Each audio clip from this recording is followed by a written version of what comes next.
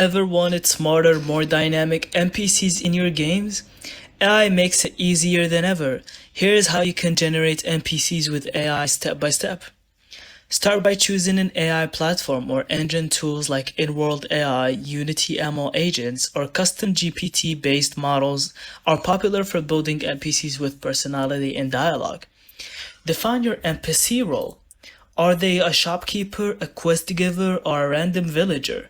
Write down traits like personality, tone, and purpose to guide the AI. Feed these traits into the AI tool. For example, give prompts like, "You are a grumpy blacksmith who values gold over friendship." The AI will generate dialogue and responses that fit.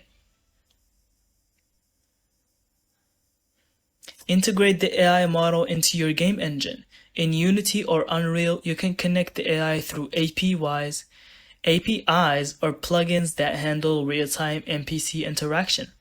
Test your NPC in-game, see if they respond naturally, tweak the prompts or behavior, and adjust until the dialogue feels smooth and immersive. And that's it. You've just used AI to create NPCs that feel alive.